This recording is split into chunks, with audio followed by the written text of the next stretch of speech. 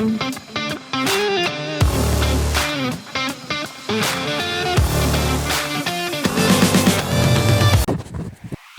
up, Franks? So today, it's a very traffic day. Hindi. So today, it's a very special day. It's a lot of firsts.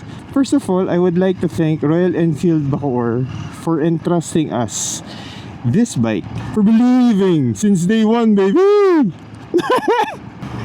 Another first is first time natin makapag-handle in our whole life ng isang scrambler. By the way, Cranks, this is the Royal Enfield Bear 650. And also, first time natin makapunta sa isang event kasi actually may bike reveal, yung Himalayan 450 Mana Black. And congratulations pala to Royal Enfield Quezon City kasi I think today is their grand opening also. And also, first time natin, I think mamaya may parade, so kaya papunta rin tayo doon. And also, first time pataas. First time natin makapunta sa LABL Cafe.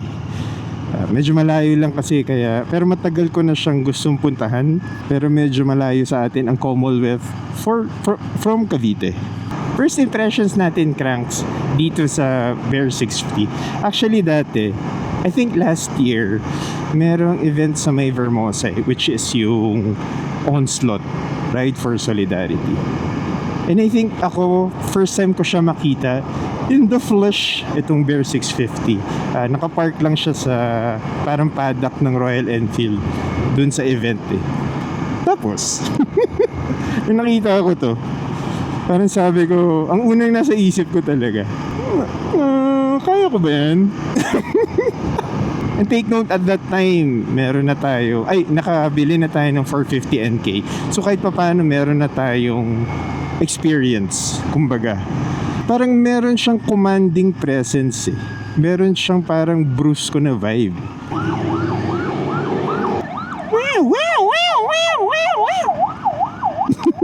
Hey Cranks, ang specs pala nito is 648cc. Fuel capacity is 13.6 liters, I think. Tapos based sa mga nakikita ko lang online is it ranges 20 to 24 kilometers per liter. Ang mga colorways nito, Cranks, itong gamit natin ngayon, yung nakikita nyo, tawag dito boardwalk white. Di ba? Pang crank casual, di ba? Pang crank casual na vibe. Tapos meron sila ibang colorway. So meron sila yung Golden Shadow, Petrol Green, Wild Honey, at saka yung 249. Yun yung parang special livery nila para parang tribute nila yun kay Fast Eddie. Meron siyang adjustable levers dito. Tapos TFT yung display niya. Pinaka-importante sa akin actually, Cranks, meron siyang USB na parang charging port. I think ngayon parang ito kailangan meron na halos lahat eh. Meron din siyang parang button dito, Cranks. Teka lang, habang traffic. May button siya dito, ayan. Yan yung parang pang-turn off ng ABS sa rear. Itong Bear 650, walang TCS, which is yung parang traction control. Kaya pwede talaga siyang siguro i-offroad. Light off-road. So yung wheels pala niya, Cranks, is 19 inches sa front, 17 inches sa likod na tubeless. 830mm yung kanyang seat height.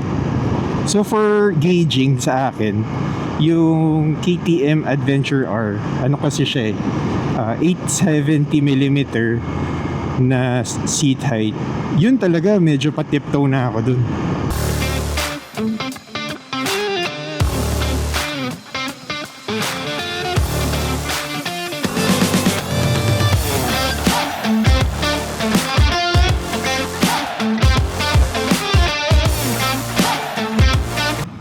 Ito yung cranks, oh. Ito yung sinasabi ko. So nung hindi ko pa to na-adjust, sumasabit ko na rin naka-trail boots ka.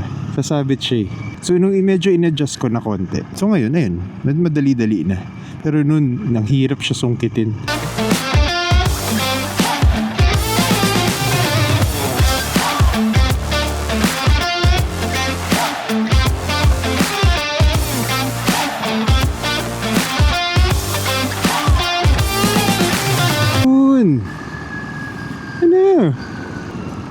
LABL Cafe. Ang aga natin. Uy, ay si Cranky oh. Teka lang, park muna natin. Uy, si Cranky oh, nandito. Okay, first time natin dito.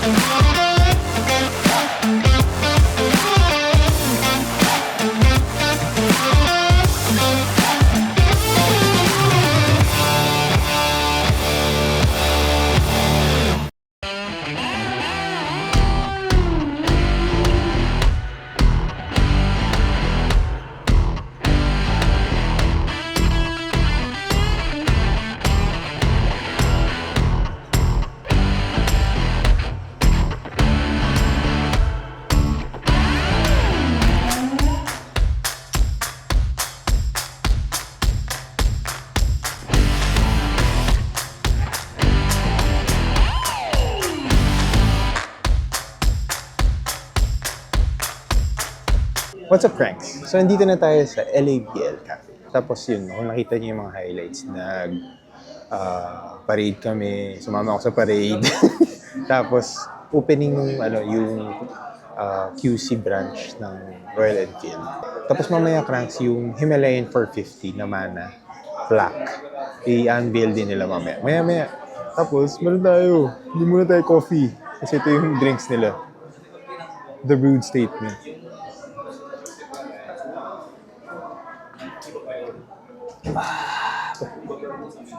Sarap ah. Sarap. Medyo matamis siya. Actually, nandito tayo sa kanto ng store. Kasi nakakaya doon. Tsaka medyo maingay. Tapos marami rin tao, so nakakaya. Pero maya-maya yun nga, yung Himalayan na 450 Mana Black. I-unveil nila. Tapos kuha tayo video. Sana makalapit tayo. Nakaganyan, tatago tayo sa kanto. Sige, pakita ko sa inyo.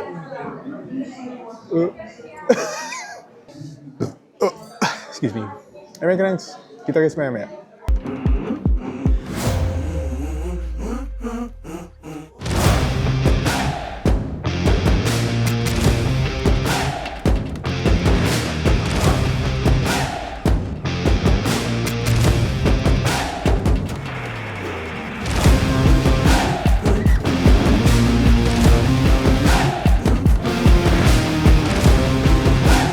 What's up, Cranks?